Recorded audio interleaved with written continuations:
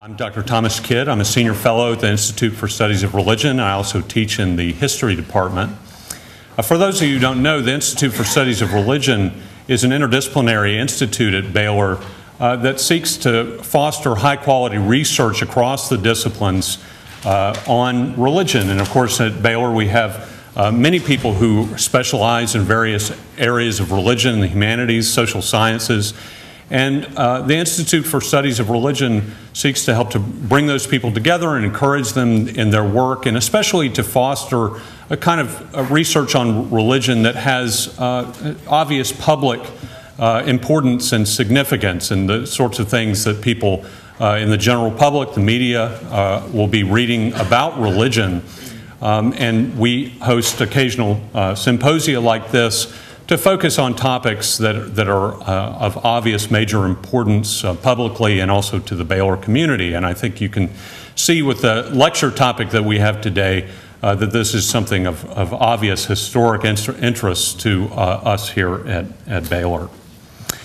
Our speaker today is David Bebbington, a longtime friend of Baylor University and also a distinguished visiting professor of history at Baylor. David has his doctoral degree from the University of Cambridge, and he's taught at the University of Stirling in Scotland since 1976. And for 8 years, Dr. Bebbington has been distinguished visiting professor of history at Baylor, and this has entailed him coming to Baylor every fourth semester and teaching courses in the history department at Truett Seminary and in the religion department. He has quite a number of publications, and I'm not going to try to list all of them, but among the most significant are the 1989 book, Evangelicalism in Modern Britain, a history from the 1730s to the 1980s. And I'll pause on this one to say that this is the book that framed what is now the standard scholarly definition of evangelical Christianity that's used among scholars and also in the media. It's called the Bebbington Quadrilateral, playing off of the Wesleyan Quadrilateral, although Dr. Bebbington claims that he's never actually used the term quadrilateral. He did have a four-point definition of what it means to be an evangelical in this book, and it's thoroughly established now as the standard definition that scholars use. I even noticed recently that it was referenced in an article in the Huffington Post, without even mentioning Dr. Bebbington's name. It said, well, you know, when scholars talk about evangelicalism, it's these 4 points. And I suppose when you're referenced that way without attribution on the Huffington Post, this must mean you've made it as a scholar, you know.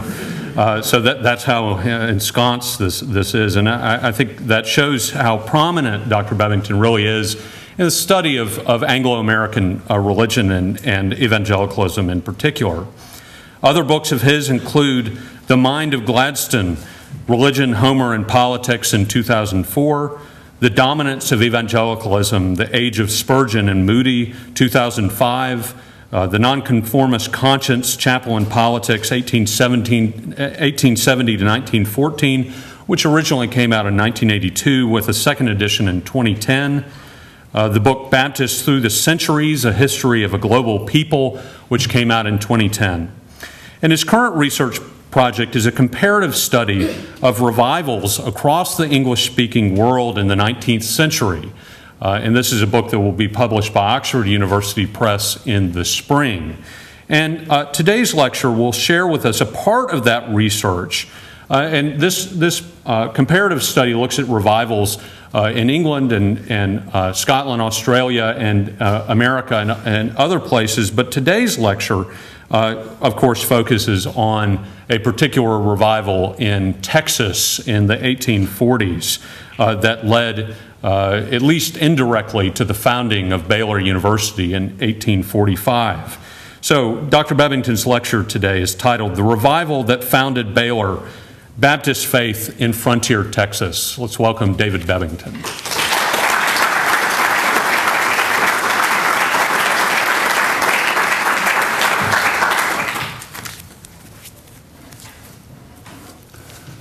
Ladies and gentlemen, first a word of thanks. Thanks to the Institute for the Studies of Religion for organising the whole of this symposium today, including this occasion. Thanks too to the Texas collection of Baylor University, because that institution provided a very congenial place to do most of the research for this paper.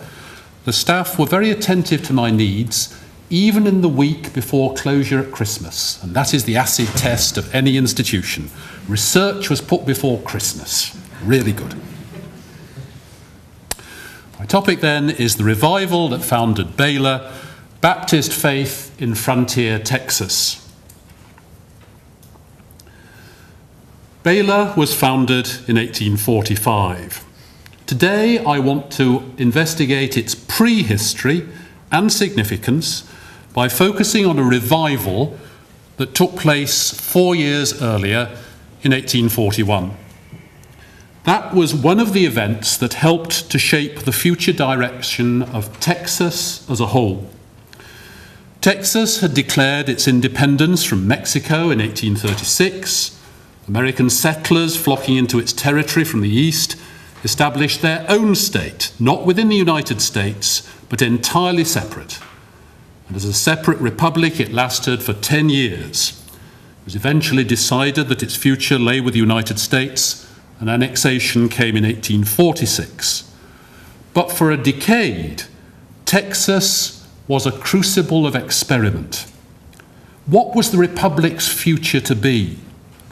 This was a cultural question as well as a political question. What social, moral, intellectual and religious factors were to shape the new land? Baylor was part of the answer. But before that, the revival was part of a struggle for the soul of Texas. The place where Texas independence was declared was Washington-on-the-Brazos. In 1841, halfway through the existence of the independent republic, there was a Baptist revival in that town. I want to suggest that this revival provides a key for understanding the cultural history of Texas in that period. Further, this minor episode reveals the forces engaged in competition for domination in the adjacent United States and indeed in the whole of the English-speaking world. Through the microcosm of the revival at Washington-on-the-Brazos, we can appreciate the macrocosm of the evolution of Anglophone culture in the mid-19th century. So I begin with the background. What was Washington-on-the-Brazos? The town stood on our Brazos River in central Texas, 254 miles north of its mouth, just west of Houston. The town was at the reputed head of navigation. Indeed, in the year after revival, the first steamboat reached the town up the river, but unfortunately, plans for regular services had to be abandoned after it stuck on a sandbank on the return journey. The route from east to west passed through the town also, which had a ferry from 1822. The site, therefore, had potential as a centre of communications. It was located in an area of pleasant, rolling country, replete with woods and water. Unlike the more arid prairies to the west, it attracted farmers, produced corn, cotton, and sugar. Yet, in 1841, it was still very much on the frontier. The last buffalo to be shot in Washington County was not killed until 1850. This was where newcomers from the more settled southern states encountered the Wild West. The town was laid out in the 1830s by a speculative developer and named after Washington, Georgia. It was particularly popular for a while because there were hopes that since the town was the birthplace of Texas independence, it would soon be named capital. Yet the population was still small. In 1841, there were only just over 100 adults permanently resident in the town itself. Therefore, Washington was a place of intermittently grand pretensions, but in reality, a tiny frontier settlement. A Baptist church was formed in the town in 1837. It included 8 members, including some colourful characters such as Noah T. Byers, general merchant, armourer to the troops of the Army of the Republic, and later a Baptist preacher, but a man whose zeal often outran his judgment. The leader of the church was Zachariah N. Morrell, a preacher in Tennessee before his arrival in Texas in 1836, but untrained and volatile, probably an abler Indian fighter than Baptist preacher. The church started work on a meeting house and invited the American Baptist home and foreign missions to send a full-time worker. While that request was under consideration, however, the church disintegrated. The Republic of Texas chose to locate its capital not in Washington but in Austin in 1839, and people who had hoped to profit from the development of the town moved elsewhere in search of better fortunes. The church dissolved, though a handful of former members continued to live in the town. However, 3 other Baptist churches were formed in the vicinity in 1839, including one at Independence, only 12 miles down the road in Washington County. In the following year, these 3 churches constituted the Union Baptist Association, and so there seemed to be good prospects for growth in the area. Therefore, the first representative of the American Baptist Home Missionary Society to arrive, James Huckins, who eventually appeared in Texas at the end of 1840, decided to send the second agent of the society to Washington County. This was William M. Tryon, who became joint pastor of Independence and determined to restart the cause in the town of Washington. The church there was organised in March 1841 with 12 members. It was agreed that Tryon should preach monthly, and he arranged a regular Sunday school. The church clerk, Anderson Buffington, one of the members of the earlier church and a licensed exhorter, was an ardent soul winner, and it was Buffington who was the leading spirit in a series of prayer meetings that led in the spring of 1841 to a sense that a revival might come. The scene was set for a remarkable awakening. The revival can be outlined briefly before its wider significance is explored.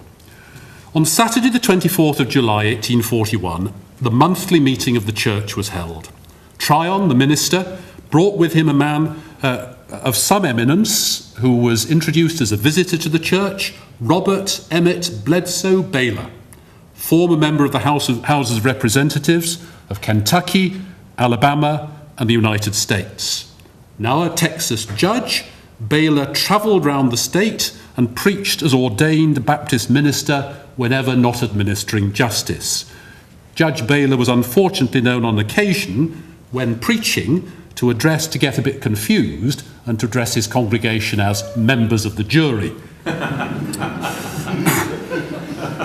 He had helped Tryon to restart the Washington church 4 months before, and Buffington and his friends from the prayer meeting told the 2 ministers that they thought the Lord would visit the meeting with a revival. Baylor preached in the afternoon to a large congregation, Tryon in the evening, but still nothing in particular happened. On the Sunday morning, however, the temperature began to rise. A slave girl, accepted for church membership on the previous day, was to be the first baptismal candidate of the new church. On the banks of the Brazos, Tryon lectured on believers' baptism and then immersed the girl. It was the first time the River Brazos had been used for believers' baptism.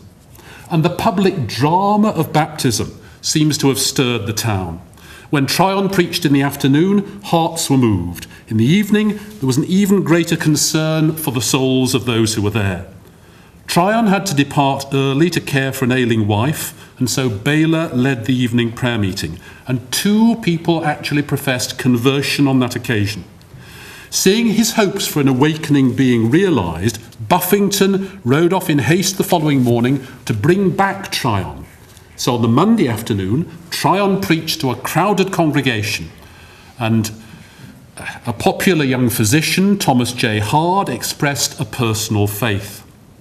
That evening, he and 2 converts of the previous day and a 4th convert were all baptized in the Brazos by Tryon. At an after meeting, the account of the Philippian jailer relating to baptism was read from Acts 16. 10 citizens were anxious inquirers, and 3 of them professed conversion. On the Tuesday, Tryon felt compelled to leave for his wife's bedside, but Baylor remained and baptized another 4 that night. The prayer meetings continued every evening that week, with further baptisms too. Baylor terminated a remarkable series of meetings the following Sunday. It was a deeply stirring episode in the history of the young town. The revival was particularly striking in 3 respects. First, it had made a major impression in terms of numbers. Overall, 31 people professed conversion and 24 were baptized. Others were left for baptism later on, with 6 being immersed on the 22nd of August. The following year, the church reported 50 members. Now, these absolute numbers may not seem large, but they represent a huge impact on so small a settlement. Reports are unanimous that nearly every individual in the town was drawn into the services. More than half the adult citizens who had not previously made a profession of Christian faith now did so. So the little town was transformed in the proportion of active Christians. Second, the converts were commonly prominent figures. Thomas J. Hard, the physician, was the owner of 640 acres and 4 town lots, and spent time in his calls on his patients. He was a good doctor, and he was notably frequent as a witness to legal documents in the town, clearly an eminent and a popular man. Robert A. Lott, who started taking a denominational paper that fall, was probably another convert. At the 1840 census, he'd owned 496 acres, 16 workhorses, 75 cattle, and 1 stud. He also possessed a pleasure carriage, then a rarity in the town. And the person who was baptized, though previously converted, was the wife of Henry R. Cartmel, a town hotelier who in 1840 owned 8 lots and 2 clocks. The Texas census was peculiarly thorough. These were the folk who set the tone of Washington life. All the accounts stress that the most respectable citizens were affected. Thirdly, the revival spread beyond Washington. Tryon and Baylor went on in August to preach at similar events nearby. At a place without a church 8 miles up country, there were 21 converts. At Mount Gilead Baptist Church, about 25 miles to the south, there were 39. The flame of the awakening, once kindled, readily burned over the adjacent area. The Washington revival made a very significant impact. The stir caused by the revival can partly be explained by its atmosphere. As an old man in the 1870s, Judge Baylor recalled the events in which he'd played so prominent a part. He particularly remembered the baptisms after nightfall, the first ever performed at Washington. The proceedings started at the courthouse, where the Declaration of Independence had been signed. It served also as the Baptist place of worship. From there, the congregation marched in procession, singing hymns, down the main street of the town to the River Brazos. Baylor had asked the candidates to dress in white and wear white handkerchiefs round their heads. This was no doubt a practical measure to keep the hair under control in the water, but the whiteness of the handkerchiefs echoed the symbolism of the clothes. The candidates were being baptized into purity. A beautiful strand of white sand running out into the river reinforced the impression of whiteness, contrasting with the surrounding darkness. There, recalled Baylor, we stood on the strand, not a cloud was to be seen in the heavens, and the silver moon with her train of brilliant stars threw their light down on this beautiful, touching and solemn scene. The baptisms took place, the large crowd on the bank joined in the songs, and after the last one, we stood silently for a moment to listen to the song with its echoes as they died away in murmurs down the River Brazos. A 17-year-old youth, the son probably of one of the baptismal candidates, confirms the power of the event. talking of the solemnity of the occasion, the hour of the night, the glittering of the moonbeams. He added another element, the thought of the savages in the forest not far away. The danger from Native Americans, though receding, was still there. Noah T. Byers, former business partner, was to be scalped by them 3 years later. The awareness of this apparently sinister presence lurking among the dark trees strengthens the sense of contrast between the light and the darkness, good and evil. There is something here of the sensibility of Fenimore Cooper's Last of the Mohicans, published a few years earlier, about these descriptions of the scene. Here, in reality, not fiction, people were enacting great deeds in an evocative landscape. They were creating something serene and noble in a wild country. They were moulding a new Texas. What then were the rival elements competing with the Baptist revivalists to shape the young republic? There is a great deal of evidence in and around the revival of hostile forces in the field. First, there was the rough culture that flourished on the frontier. Washington contained a large transient population, birds of passage. Although generally respectful to the more permanent residents, they loved to prey on greenhorns newly arrived from the States. Tricking the greenies, as they called them, into handing over their savings was a favourite pastime. Many of these ne'er-do-wells were attracted by the horse racing that was regularly organised just south of the town. Their gambling, though technically illegal in the Republic, flourished openly. This section of the community loved whiskey and cards, spending much of their time in the two main bars, especially the one run by John Rumsey, who, unlike the other, gave credit. Drink sometimes spawned violence, and it's noteworthy that the Methodist preacher who sometimes visited a Washington bar to hold meetings wore pistols while he preached. The streets of the town looked no different on Sunday from any other day. The rough element loved to ridicule the pious.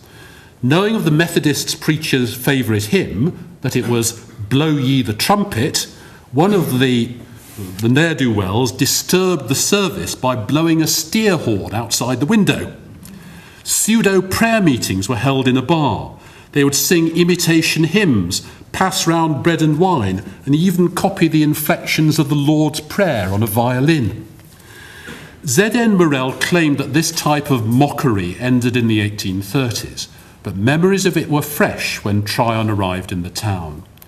It was a type of satirical counter-theatre that sought to undermine religion by exposing it to ridicule. This was tacit recognition by the rough culture of the threat to its very existence posed by evangelicals, such as Methodists and Baptists. One of those who wrote accounts of the revival at the time gave particular prominence to this form of popular irreligion at Washington. Joseph Huckins was the senior American Baptist Home Missionary Society agent in Texas, reporting regularly on progress to his employers. He was to become one of the founders of Baylor, now commemorated on a monument on Spate Avenue, just up that way, I think, alongside Judge Baylor. Huckins was a New Englander, born in New Hampshire in 1807, who was trying to create a fresh New England community on the shores of the Gulf of Mexico at Galveston. He was well educated, having trained at Brown University under Francis Wayland and attended courses at Andover, the leading congregational theological seminary, while ministering in that town.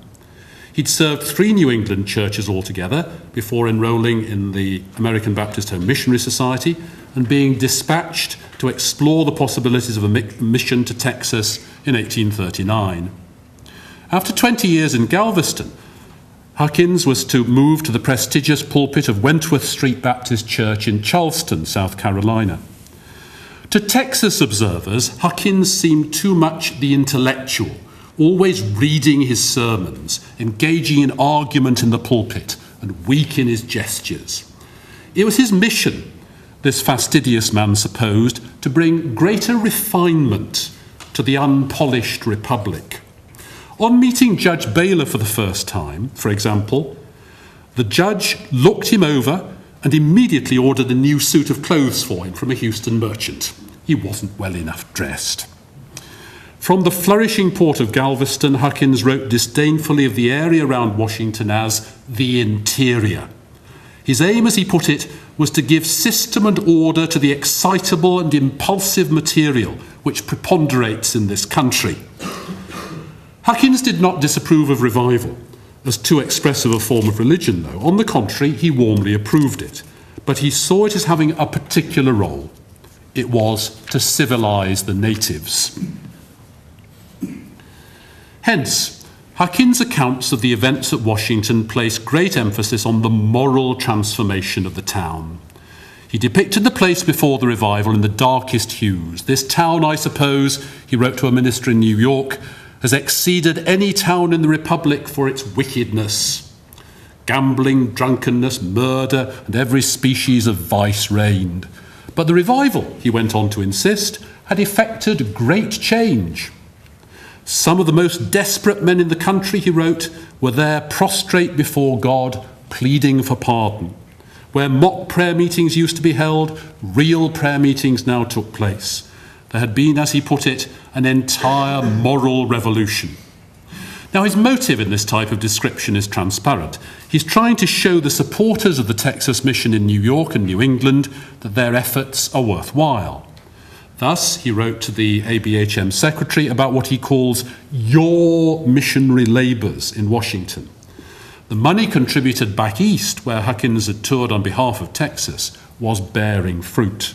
Revival, he was saying, was vanquishing roughness. To a remarkable degree, reality comes close to the image presented by Huckins. Converts entered a Christian world with higher standards of behaviour. The Union Baptist Association, to which Washington affiliated that same year, had rules of decorum for its meetings, under which mutual respect was ensured. The appellation of brother, ran Article 12, shall be used in association by members in all cases. Liquor, if at all, was to be used abstemiously. The association had already endorsed the formation of a temperance society, so that the stream of liquid fire which has desolated other countries may not blast and wither the rising prospects of this young and interesting republic.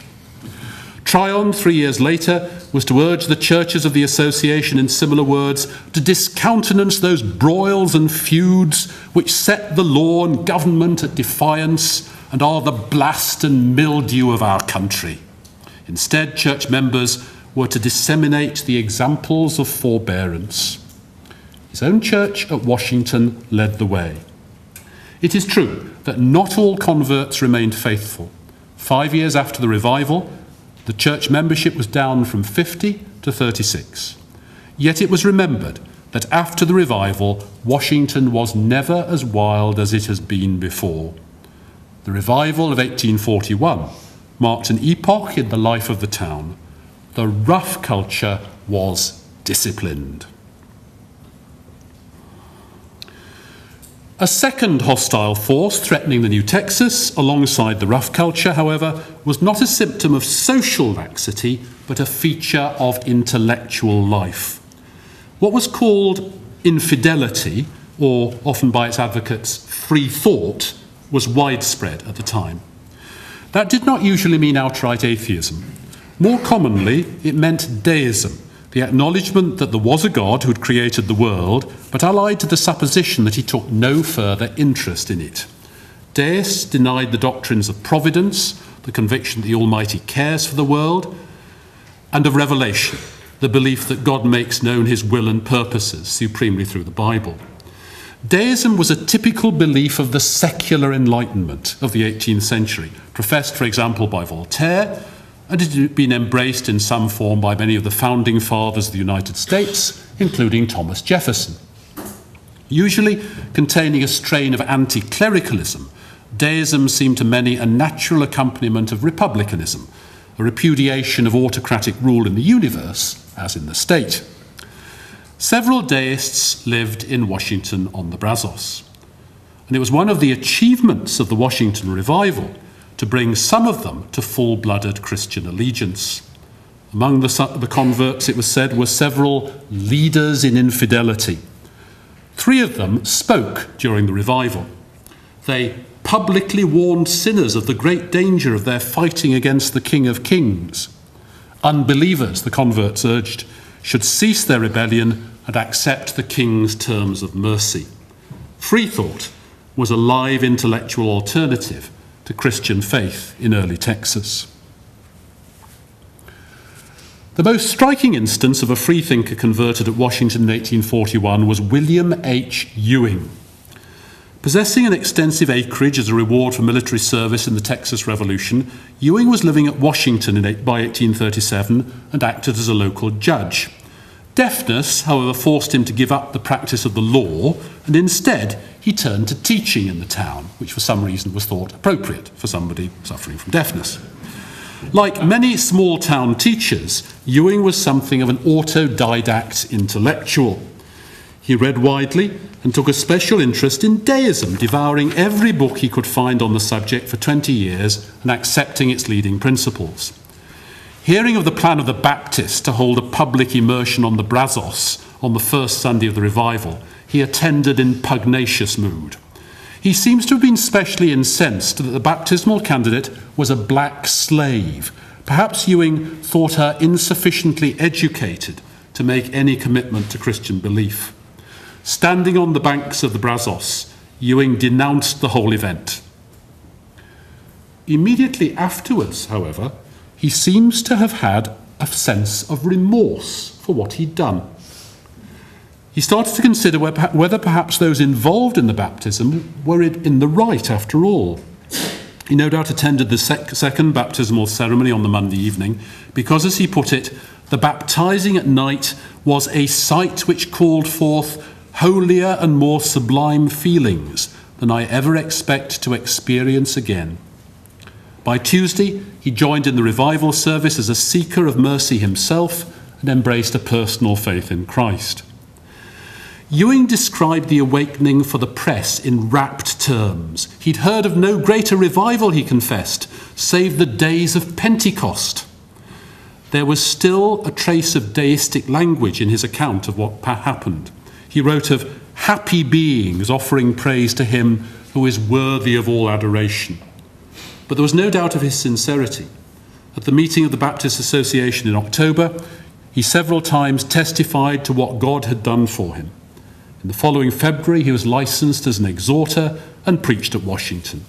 He even contemplated becoming a full-time preacher, though that did not happen, and by 1846, he was once more acting as a local judge. But he had quickly gained the confidence of his brethren. He was appointed to the Association Executive Committee in October 1841 and was its clerk the following year. Ewing was the prize convert of the Washington revival. Both before and after his conversion, Ewing was eager for the advance of civilization. In the years before 1841, he'd conceived it as the spread of rational knowledge, free from all taint of superstition. That was no doubt the ideal he set before him when in 1838 he was preparing a printing press in Washington with all its appurtenances. He planned to print a regular newspaper, but the plan failed to come to fruition, probably because of the dispersal of the town's population that soon followed. This scheme for promoting the values of the secular Enlightenment came to nothing. The most enterprising Baptist in the town, however, Anderson Buffington, acquired the press from Ewing and in partnership with a friend, Foster Briggance, started a newspaper called after the local wildlife, the tarantula. Published weekly on a Saturday, the newspaper was launched in March 1841, the same month as the Baptist church in the town. The initial issue transcribed the minutes of the first meeting of the Baptist Association in order to excite its readers, and in an editorial appealed to Robert Howell, minister of First Baptist Church, Nashville, to send books and hymn books. A Baptist library, it remarked, is much needed in this country. The newspaper's devotion to Baptist affairs during the spring of 1841 must have been one of the causes preparing the mind of the public for the revival that followed. But the tarantula operated in very difficult conditions. So scarce was paper for printing in the Republic that Buffington had to go round the town collecting blank leaves from children's spelling books. The newspaper was also short of subscribers. Buffington dropped out of its management in October 1841, and the newspaper came to an early end in the following year. But for a while, the newspaper tried to promote a very different formula from that which Ewing had projected. Whereas Ewing in his unregenerate days had envisaged the press as an organ of secular progress, Buffington saw its enlightening role as bound up with the cause of religion. For Buffington, Christian faith and book learning belonged together. After his conversion, Ewing came to look at things in a similar light. By 1845, he too was publishing a newspaper called The Lone Star and Southern Watchman. He'd already stated his own new ideal in 1841. In the revival, civilization, as he put it, had taken religion as an helpmate. The cause of civilizing Texas would be helped rather than hindered by true religion. Faith would not subvert reason, but reinforce it. Free thought was vanquished by the revival. The third force competing for the soul of Texas was admittedly a weaker one.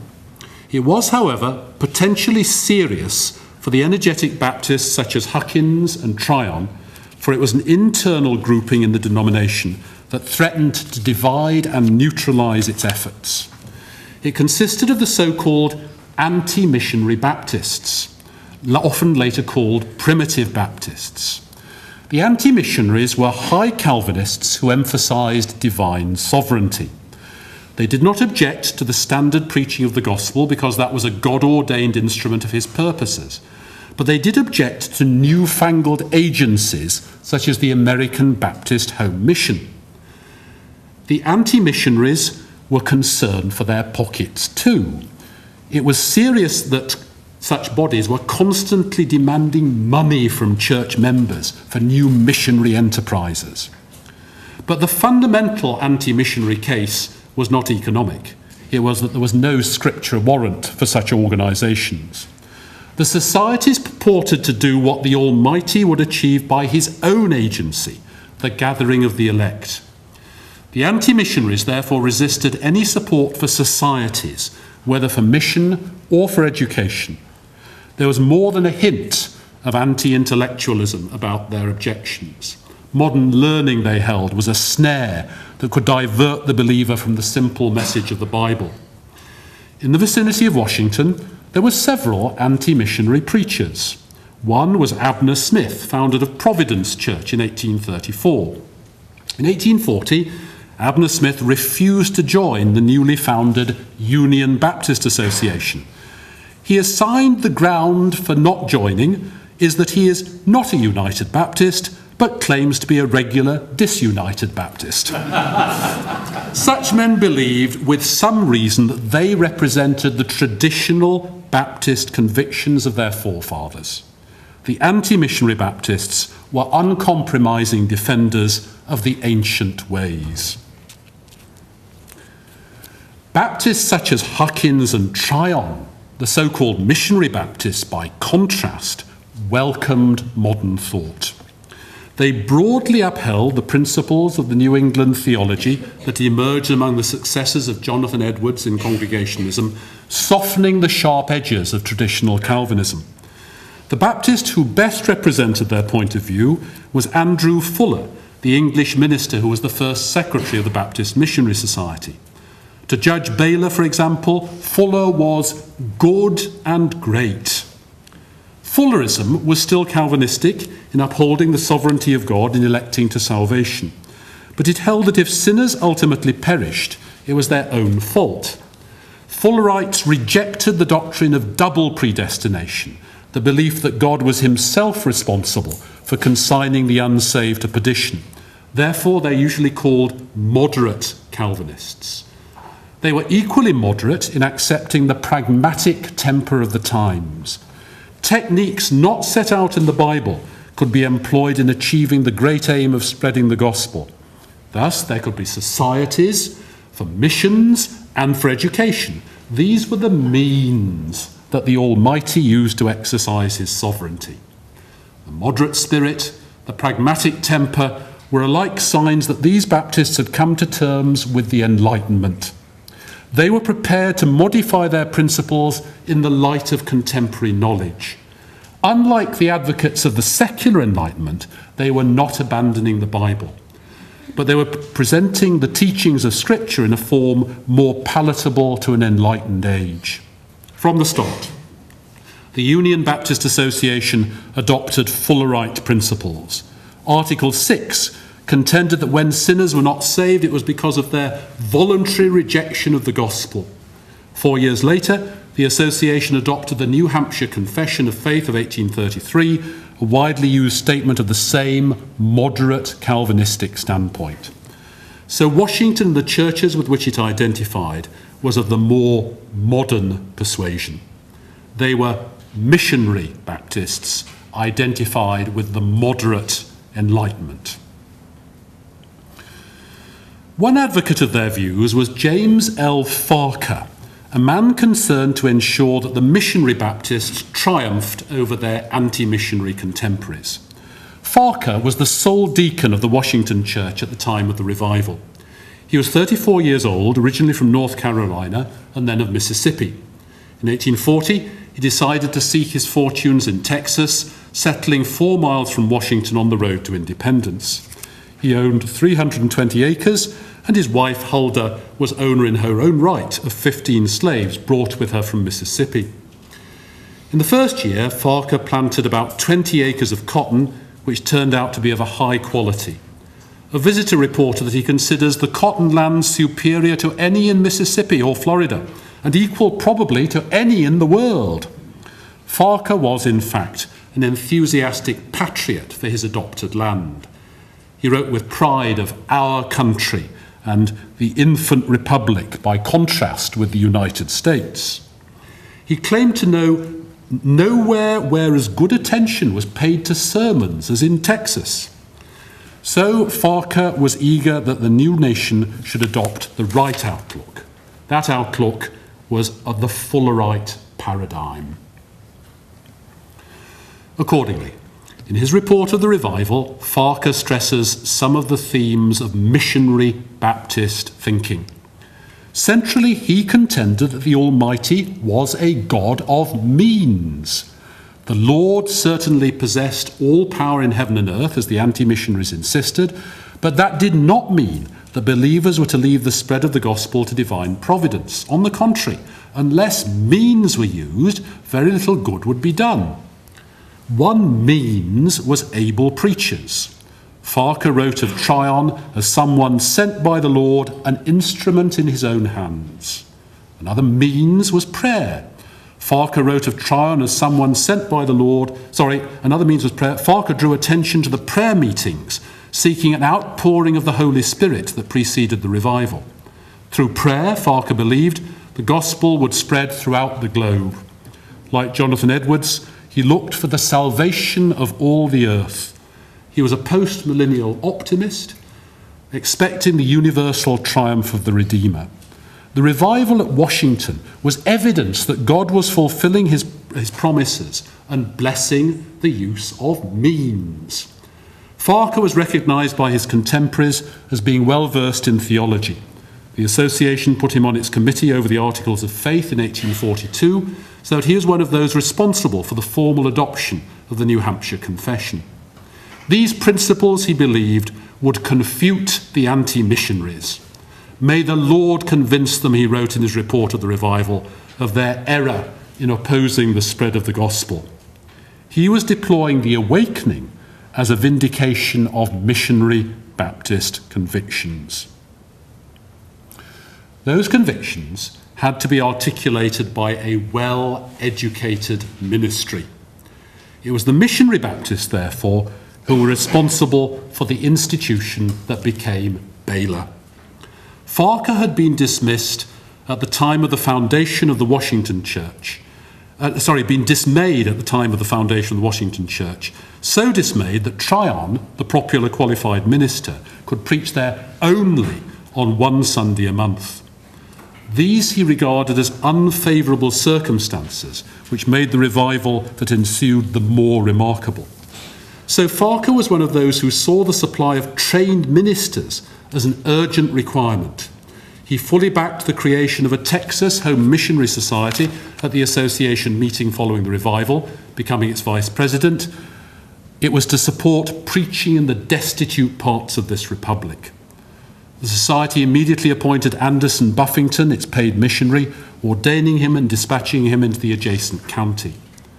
But Buffington had received no formal theological training, and both Farquhar and Tryon saw that as essential. Tryon believed that the first attempt at a Washington church in the 1830s had failed, partly because Z.N. Morrell, its pastor, was an unpolished frontiersman. The church lacked, as he put it, the right kind of ministry. It was Tryon who first suggested the idea of a Baptist literary institution in Texas. Tryon, therefore, is deservedly commemorated as another of the founders of Baylor in a monument on Spate Avenue. At the association meeting in October 1841, encouraged by news of the revival, that meeting set up a Texas Baptist Education Society with the aim of creating an academical and theological institution. The result, after a stage of money-raising and petitioning Congress, was the establishment in 1845 of Baylor University, named after the judge who conducted the revival. His first instructor, Henry Flavel Gillette, was an Episcopalian whom Farquhar had induced to come to Washington to open a school, Union Academy, in the summer of 1841, immediately after the revival. Farquhar remained a devoted backer of Baylor until his death in 1873. The institution was an embodiment of the victory of the missionary Baptists over the anti-missionaries in Texas. On the one hand, it provided the education that the anti-missionaries thought superfluous or dangerous. On the other, it was sponsored by a society, a non-ecclesiastical agency that the anti-missionaries considered unbiblical and subversive. It represented the acceptance of the modern use of means in the way acceptable to the Enlightenment. The fourth element, and the final one in the competition for cultural hegemony in Texas, was Campbellism. Alexander Campbell, after whom the movement was named, was an Ulsterman who'd come to America associated with Baptists, but who had gradually adopted distinctive principles. Campbell believed that the task of the age was the restoration of the pattern of the earliest church. The New Testament was a sort of law book. If its principles of church order were followed, Christians need not be divided by any theology derived from other books. The Campbellites habitually appealed to reason, holding debates with freethinkers. They deplored any requirements for religious experience that might cloud the intellect. They denounced Methodists, for example, with their insistence on assurance of salvation, for introducing a false mysticism into religion. The Campbellites can rightly be seen as taking the acceptance of the Enlightenment much further than Fullerites amongst the Baptists. Campbellites held that true religion consisted solely in mental assent, not in personal faith.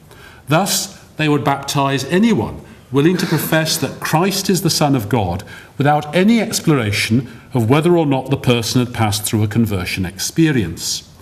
Theirs was a religion of the head, not of the heart. This radical Enlightenment perspective on Christianity was propagated by Campbell through his magazine, The Millennial Harbinger. It circulated widely among Baptists, from whom Campbellites were not yet wholly distinct. Only gradually did they emerge as a separate denomination, turning eventually into the Disciples or Churches of Christ. Meanwhile, Campbellite views posed a challenge to many Baptist churches. This outlook was making inroads into the Washington region in around 1840, the year before the revival. Near LaGrange in Fayette County, about 60 miles south, a Campbellite church was set up on his plantation by Colonel John H. Moore. At LaGrange also, there was a Baptist church, and its minister, Thomas W. Cox, was soon influenced by Campbellite views. Another of the three churches Cox served was Independence in Washington County. There, a deacon, Dr. John Clow, also embraced Campbell's principles, and early in 1841 immersed Lindsay P. Rucker, a Washington schoolmaster. This was a double affront to Baptist practice. The baptism should have been performed by an ordained minister and was not, and the candidate was not required to relate his experience of coming to salvation before baptism. William Tryon, who became pastor in Washington in March 1841, had also been appointed co-pastor at Independence. In the same month, he preached against Clow's Act, and the church resolved that Rucker's baptism was invalid. Tryon was setting his face against Campbellite teaching and practice. He must have feared the same views would soon outcrop at Washington itself. Tryon was well fitted to resist a theological and pastoral challenge. Born in 1809, he'd been a protege of Charles D. Mallory, minister of First Baptist Church, Atlanta, Georgia. Mallory had encouraged Tryon to become one of the first students to pass through Mercer Institute, now university, to gain academic credentials in theology. Subsequently, Tryon had served the Georgia Baptist Convention, raising funds for mission and education in the manner of the missionary Baptists. He was then minister of 3 Alabama churches, in 2 of which there were revivals in 1838. Having met James Huckins, he volunteered for pioneer service in Texas with the American Baptist Home Mission. So Tryon was a man of experience when he came to live halfway between Washington and Independence. His style also fitted him for an encounter with the Campbellites. Although his Bible knowledge was not thought to be equal to that of the other preachers, he had a gift of presenting old truths in a fresh light. He was capable of reasoning in the pulpit, habitually putting the middle finger and thumb of his right hand together to make a cogent point. But he also probed the conscience in his sermons, exhorting his congregations powerfully. Judge Baylor remembered that he made solemn appeals to the sinner and caused him to feel as if the doom of eternity hung upon the choice he was then about to make. He could deploy pathos and sometimes wept in the pulpit. So Tryon combined reason with emotion. He could meet the Campbellites on the field of reason, but unlike them, he believed that religious experience was the kernel of religion. Tryon's perspective is evident in his conduct of the revival. He wanted to generate not just intellectual conviction, but personal commitment. After his preaching had affected the congregation, an invitation, as he put it, was given to those who desired the prayers of God's people. Members of the congregation who were anxious to seek salvation had to indicate their condition by raising a hand so that believers could offer intercessions on their behalf. There was also a mourner's seat at the front, where those wanting prayer to be focused on them for salvation could go. This element was very much in the style of Charles Finney, whose lectures on revival of religion of 1835 had recommended these special measures. Tryon emphasised in his account of the awakening the deep feeling, the streaming eyes, the hearts affected, all his words. He particularly reports a very respectable citizen speaking to him afterwards, saying, "This is the first religious meeting at which I have ever wept." In a similar way, Baylor, who carried on the revival after Tryon, was known for his willingness to shed tears in the pulpit. His favourite sermon, in fact, was on the text, "Jesus wept."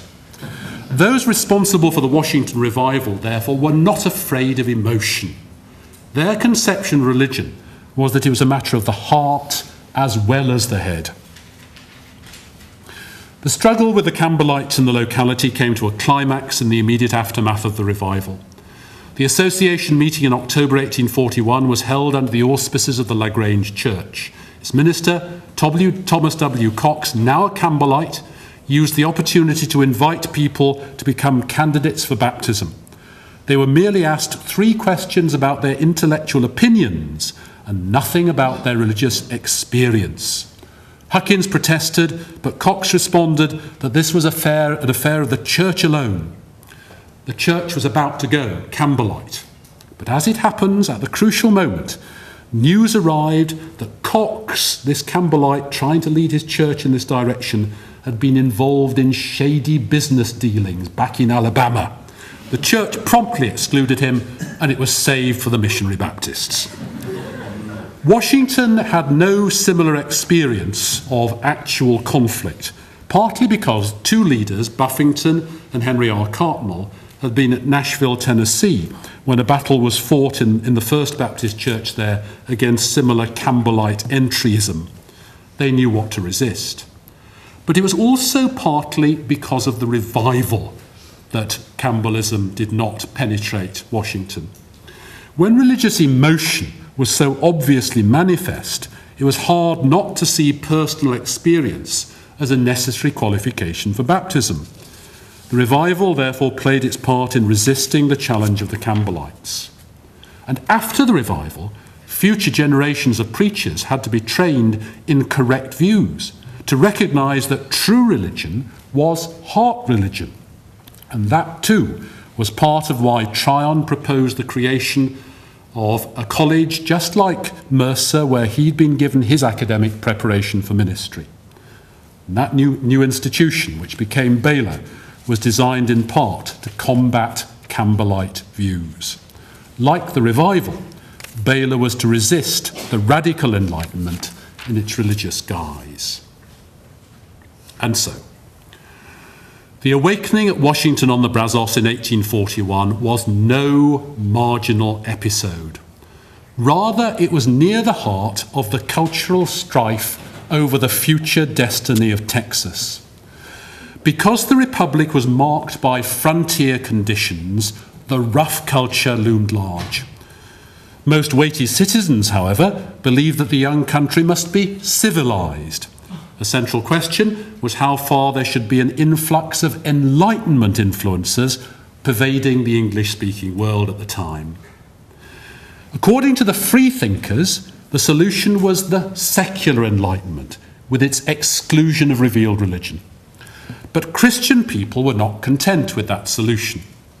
They differed among themselves, however, about how far to allow religion to be affected by the rational currents associated with the Enlightenment. The anti-missionary Baptists were stalwart in their views. There must be no watering down of high Calvinism and no compromise with new-fangled societies. There must be resistance to the Enlightenment. The Campbellites, on the other hand, wanted to apply rationality more deeply to religion, and so to adopt a radical Enlightenment form of Christianity. Each of these forces, however, went down before the missionary Baptists. They claimed Washington-on-the-Brazos for a blending of Christianity with Enlightenment influences, but only in a moderate form. The missionary Baptists won the battle against roughness, the secular Enlightenment, resistance to the Enlightenment, and the radical Enlightenment. They then proceeded to found Baylor to perpetuate their victory. The college was designed to institutionalize the evangelical views of missionary Baptists. In the year before the revival, Judge Baylor wrote of the potential of the young and beautiful republic.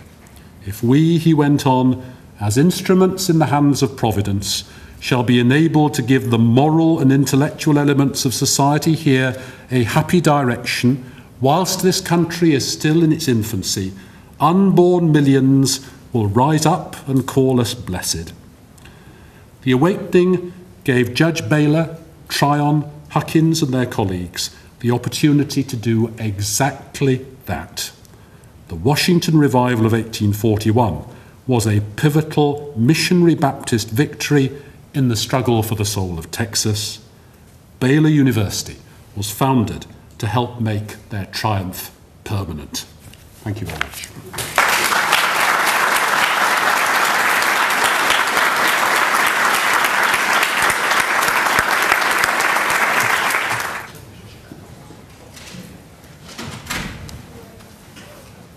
Thank you. I noted that the only woman who appeared in this narrative was the slave hunter. Yep. I'm just wondering, and I'm assuming that your sources are just not allowing you to have very much insight into the women who are involved in this congregation and in the revival, but I wonder if perhaps you have a sense of how important women were in this revival or in other aspects of Baptist, early Baptist life in Texas. Thank you. It is a serious omission, and in large measure it does reflect the sources. However, some of the sources provide hints which in the longer version of this paper, which will eventually be published, are expanded. In the first place, the slave girl. She really was obviously very important, and there were other female slaves who actually joined the church in the course of the revival. The female slave who actually precipitated the revival, and essentially is the most important person in the whole story, does seem to have been a rather bold person in that she was actually taking the lead in being baptised first. She must have been a person of very great conviction. She's always called a girl, not a woman, in the different sources, so I suspect she was a teenager. A very remarkable phenomenon, therefore. There are one or two other women, and I'll pin on one if I may, that we know played a significant part in the revival. And one of them was Mrs. Annabel Bledsoe. She was the wife of one of the leading planters in the area, who was a regular member of the church. He wasn't a very popular man in the town, but she was a very winsome woman. Her sister was the second wife of Sam Houston, the creator of Texas by victory over the Mexicans, and then one of the presidents of the Republic near its start, and then again president in subsequent years. He was out of office at the time of the revival, but he was shortly to become president again. And we do know that his sister-in-law, who was involved in the revival, had a very significant role because she reported on the revival through her sister to Sam Houston, who, when he became president the following year, said, aha, we need somewhere to transfer the capital away from that disturbed place, Austin. We need a nice, safe place. Let's transfer the capital to Washington. And he did. Nobody wanted him to. The citizens of Austin refused to let the state archives go and kept them by force in Austin, training a cannon on people who tried to take them away. So the government operated between 1842 and 45 with no state archives. But nevertheless, the seat of government was in Washington because it was cleaned up, and it was Mrs. Bledsoe who did the reporting on that. Now, that's a very, very important role. So, yes, the woman in that case was crucial. Let me take just as the third example of a woman, Sam Houston's wife, her sister. During the time of the revival, we actually have the correspondence of Sam Houston with his wife. It's been published. And I think that is very revealing of one of the most characteristic roles of women amongst early Texas Baptists. She pleads with him delicately to become a Christian. He was still not a free thinker. He believed in providence, but he said in one of his letters to her in 1841, the very year of the revival, something like, I know that I am not yet an object of grace, but I'm seeking to become one, and I've stopped cussing. So he was on the way, as it were. But she then very delicately pointed out to him the central evangelical message about sin and salvation. And we have the actual words, and they're very, very skillfully deployed. She was a very capable woman, as were the other members of her family. And eventually, Sam Houston was to be baptised as a believer at Independence in 1856, so it worked. So we know that that's what was going on, and I suspect that many other women had that sort of quiet, persistent influence for the spread of the same principles that the people I've been talking about were promoting. Thank you. Did anti-mission forces have more luck Obviously they couldn't film around school, so. Yeah. Yes, indeed they did. Perhaps the most celebrated instance, which I'm sure will be known to you, is that of Daniel Parker, who was far away on the northern fringe of Texas. But he had his own separate brand of Baptist faith. Two Seed in the Spirit Baptists were led by Daniel Parker. They believed that there was a spirit of good and a seed of good and a seed of evil, and these seeds made certain people permanently either children of light or children of darkness. So they were very, very rigid Calvinists. Now, he did indeed have anti-missionary views of a very, very deep-seated kind. He eventually went away to Illinois, but for a while he propagated those. A lot of these characters were pretty angular and idiosyncratic. He certainly was. Another one was actually notorious as one of the most libertine characters in one of the towns further west from Washington. And it was thought that he was actually an antinomian, that is to say he believed that the law no longer applied to Christians, and so he was regularly seen drunk on a Saturday evening and in the pulpit on a Sunday morning. Now, this was not regarded as a good thing, but he again is an anti-missionary Baptist. So they come in many sizes and many types. They didn't actually become dominant in any sector of Texas, so far as I'm aware. There are still plenty of them, not least round to the west of Fort Worth, I believe. But there are quite a few in East Texas too. But they don't become dominant as they did, for example, in southwestern Georgia or other parts of the Carolinas, about which you are a specialist. It's very much a regional thing. It'll be fascinating to try and draw a precise map of the distribution of missionary and anti-missionary churches, say, in 1830, 1840, 1850, and at decadal intervals thereafter, and see how the shift changed over time, and relate it to the social, economic, and cultural factors at work. That perhaps would make a very good PhD for anybody sitting on the third row.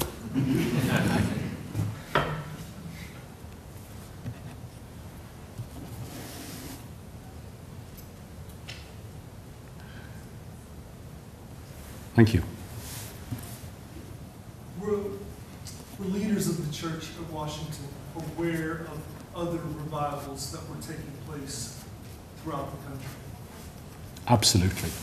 They subscribed to newspapers from Georgia and Alabama, which reported regularly on what was going on elsewhere, and the aspect of religious life that these newspapers most liked reporting on was revivals. People were encouraged to give descriptions of revivals, and they did. They're often pretty generic. They don't go into enormous detail about what actually happened. Everybody knew what happened in revival, so a lot of them are pretty formal, as it were, standard, fitting a template. But nevertheless, they knew that there was a revival here, that lots of people were converted, and that, of course, was one of the strongest inducements to pray for revival, to work for revival, to go in for revival themselves. Buffington, as I mentioned, had previously been in Tennessee, where there had been revivals in which he'd been involved there. So he brought the memory of revivals. It wasn't just that they read them, they'd been involved in them. And Tryon had led revivals only 3 years before, back in Alabama. So these people, yes, were intimately involved in revival culture. This is the tone of the Second Great Awakening, where local community-based revivals are the norm. That is the way in which churches are expected to operate. They go for a few years without one, then they have one. They go for a few years without one, then they have another. They go for a few years, it's almost as though they look at their watch and think it's time for another. There's a revival cycle that commonly operates in the churches. And that was true not just in Texas, not just in the South, but in many parts of the English-speaking world. You find exactly the same phenomenon, for example, in Nova Scotia. And indeed, you find it beyond the English-speaking world, not just amongst the Welsh and the Gaelic-speaking people, but you even find it in Northern Europe, in Norway and Denmark. Very similar phenomena, especially in places where there's a lot of water. Baptist revivals tended to flourish where there was water. By the seaside, fishermen were very susceptible to revival. But it's not just to do with the water, it's to do, I'm sure, with the prevalence of death at sea, which made people very conscious of issues of life and death, ultimate significance.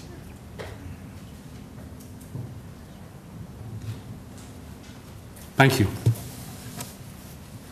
Yes, Dr. Rayleigh, thank you. In light of Sam Houston's desire that Texas be true to the Union, Yes. and mentioning that a slave girl or teenager was the first baptismal candidate, did you find any abolitionist or slavery sentiment, indigenous or inherent, in these revivals, or is that absent from the record? It's not so much absent from the record as prominently repudiated by people in the record. Huckins was a slave owner, Tryon was a slave owner, some of the other members of the Washington Church were slave owners. But both Huckins and Tryon were two of the individuals employed by the American Baptist Home Missionary Society who were slaveholders, who were the causes of the split off from the Northern Baptists of the Southern Baptist Convention in 1845. Those two were named as people that the Mission Society would no longer support, and the Southerners thought this was an abomination, that slave owners should not be regarded as instruments of the gospel. Slaveholding, they thought, should be a neutral issue. For the Northern abolitionists, of course, who actually gained dominance in the councils of the American Baptist Home Missionary Society at this stage, it should be a decisive issue, and they were no longer funded. So those two are very much involved. When that's been said, another dimension that I didn't go into, which is a very important aspect of this revival, was the place of the African Americans in it. At this juncture, at the end of the Republic of Texas, there was something like 100,000 white people in Texas. There was something like 37,000 black slaves. And the area around Washington was good plantation country, so there's a fair number of slaves in that vicinity. And I have the impression from the church record that a significant number of these slaves were drawn into the church in subsequent years. We know that the slaves in Huckins' church at Galveston were particularly enthusiastic in their worship. He comments on this and wished they'd tone it down a bit, but tolerated it, he being a New Englander of refined taste. But it's very likely that the same style of worship would have been used by the African American slaves in the Church of Washington, and that perhaps helps explain the emphasis on experience and emotion that they wanted to defend against the Campbellites. But there's no trace of abolitionism in these circles at all. Indeed, there's another little interesting detail. Huckins had originally come from New England, and he'd left New England partly because he objected to the local abolitionist frenzy, as he called it. They actually denounced him when he said preaching the gospel is the most important thing in a New England pulpit. It doesn't matter whether you're a slave owner or not. So subsequently, he moved to Texas because he actually was ideologically aligned with the South in the sectional dispute and couldn't stand abolitionists. So he's a stormy petrel of the whole abolitionist question, interestingly. Thank you. Do you have any record of how Huckins and Tryon treated their slaves? Like, did it seem any more Christian than others in the South? I know of no record of how those individuals treated their slaves. Knowing how Huckins normally behaved, I would expect him to require his domestic slaves to bring in the dinner on time. That would have been his great insistence, knowing his character. However, we do have evidence of how other contemporaries treated their slaves, and sometimes it was exceedingly badly, and sometimes they were disciplined by their Baptist churches for treating their slaves badly. That is to say, Baptist churches did actually act as a sort of protective buffer for some of the slave population, not necessarily very effectively, and of course not anybody who wasn't a member, but those who were members were expected to maintain certain standards, and those standards were actually made more precise, they were formulated more definitely during the 40s and 50s, and in the 1850s there was a very strong emphasis amongst Methodists and Presbyterians, even more among the Presbyterians actually than the Baptists, on evangelizing the slave population. And if you evangelized them, it usually meant that you treated them rather better than if you didn't. You couldn't expect them to convert to your religion if you didn't treat them reasonably well. That wasn't an absolute rule, but that commonly was a rule. And of course, by the late 1850s, a good deal of Southern propaganda was, look how well we treat our slaves, they're much better treated than the wage slaves up north. Thank you. This is something of a digression from your main topic. Good. I wonder if you could speak to the Stone Campbell movement. So I associate that with the Cane Ridge Revival, which I know was a very experiential feeling moment of people dancing in the aisles and falling down and foaming at the mouth and these types of things that we see in the Awakening. Yet we have this Campbellite tradition of extreme, rigid, formal, intellectual religion. How do those continue? Okay. The people who were involved in the Cane Ridge Revival of 1801 were the Stone people, not the Campbell people. That is to say, it was the people, well, at the time of the Cane Ridge Revival, which was a very expressive one, when people actually barked like dogs and did all sorts of other very exciting things. It is the most exciting revival on record. Stone at the time was a Presbyterian minister, but as a result of that experience and the succession of revivals that followed, he decided that he wanted to cooperate with the Methodists who joined him for that revival and a few Baptists if they wanted to join in and become Christians only. So he started a new movement, Christians only. And that strand only merged with Campbell's strand in the 1840s. And the Campbellite strand was always much more concerned with rational debate and much more suspicious of experience. Sometimes people involved in revivals, even amongst Campbellites, did get the spirit and started having the jerks and all sorts of other exciting things. It wasn't excluded, but it wasn't encouraged. It certainly wasn't encouraged by the ethos or the ideology of the movement. And I sometimes wonder how in a few churches which had a debt to both traditions after their merger in the early 1840s, I sometimes wonder how they coped with having people from those two different backgrounds. They seem to have done so.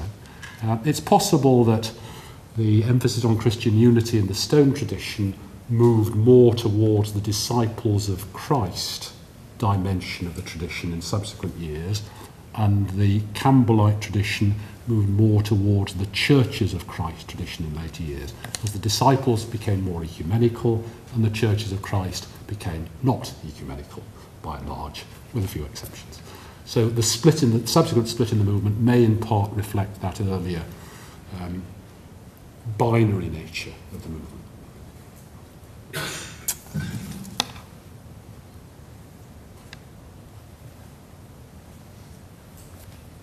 Thank you. There's somebody. Thank you very much. Thank you. I'll follow the arrows. Thank you very much. Very helpful. Prayer for revival has always been very important, preceding the direct move of God. It seemed that Baylor and Tryon and Buffington all seemed to understand that.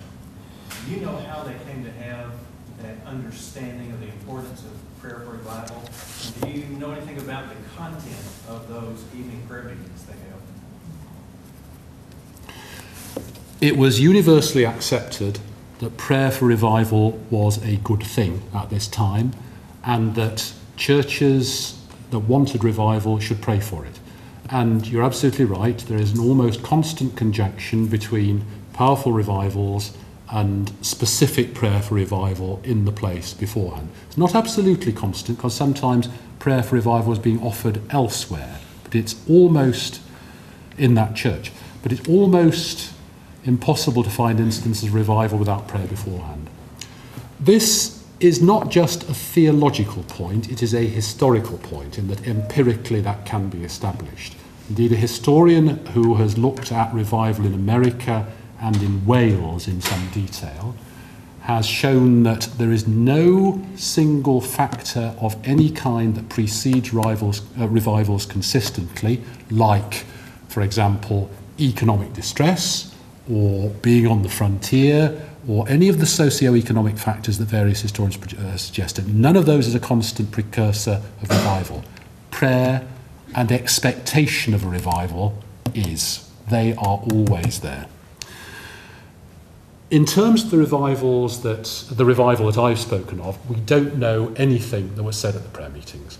Alas, very few people record what is said at prayer meetings. I wish they would. It would be a huge boon to historians 200 years later. It would also actually be quite edifying to other people at the time and might actually lead to more revivals. The revival tradition is very intimately associated with prayer right from its start in the 17th century right up to the 21st century. The type of prayer, however, offered for revival has changed enormously, so that revival in the 18th century, for example, was very much prayer for the hastening of the millennium. Now, you wouldn't find much of that prayer in revival in the late 20th century, the millennium being conceived in post-millennial terms. So the way in which prayer has been prayed in relation to revival has changed, but prayer, as you rightly say, has been as constant as anything else.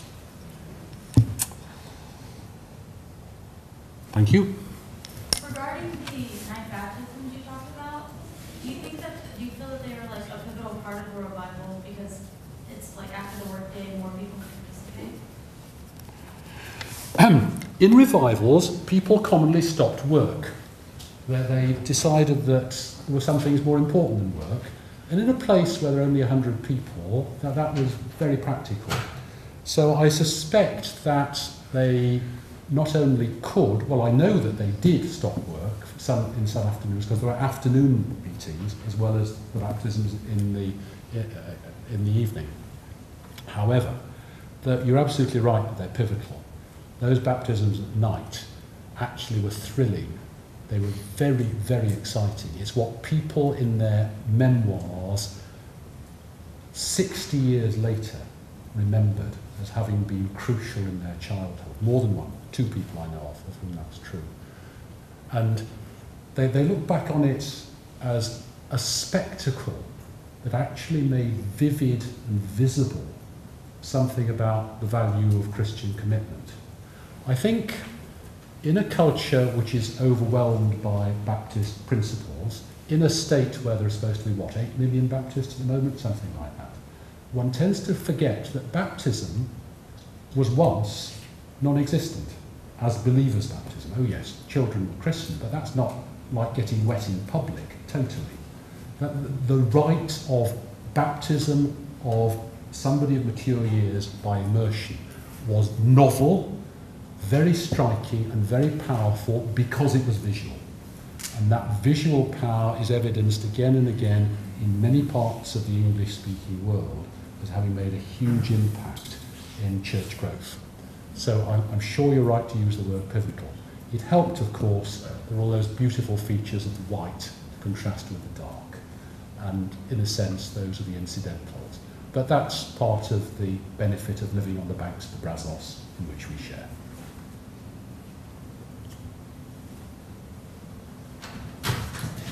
One more question? Could you just list quickly the other revivals in your book, kind of whet our appetite for the appearance of the book? That's very kind of you to allow me to do an advert. Revival number 1, you'll be pleased to know, is Baptist Revival at Washington-on-the-Brazos. That's the star, that's the opener. After that, we move to a revival amongst the Wesleyan Methodists in Cornwall, in the southwest of England, in 1849. Then one amongst the primitive Methodists, who were very primitive, in County Durham, in the north of England, in 1851. Then back to North America for a Presbyterian revival in 1857 in North Carolina. Then on to a revival in somewhere else. Which is next? Oh yes, the Scottish one, of course, the one nearest home. In Ferryden, in a fishing village amongst Presbyterians, but where some sinister people turn up and disrupt it, who are early Plymouth Brethren, very dangerous people. That is a fascinating conflict. Then that was 1859. Then on after that to 1875, when there was a revival in South Australia amongst Methodists, which there is probably more evidence for than any other. And then the final one was amongst Baptists in Nova Scotia in 2 fishing townships, the bottom left-hand corner of Nova Scotia, in 1880. All of them are community revivals. They are based on what happened in a particular township at a particular time, a particular place. And the attempt in this book is to find out everything I can about everybody who was involved, whether it's a promoter or convert, to try and put it together into a coherent picture. This book is concerned with the particularity revival, not just generalisations about them. There are only 7, I'm sorry, but if you want to try to be particular like that, you can't really afford more than 7. But it should be out in spring, and I hope that we'll get at least 100 more sales as a result of the advert. Thank you very much. Let's thank Dr. Bebbington.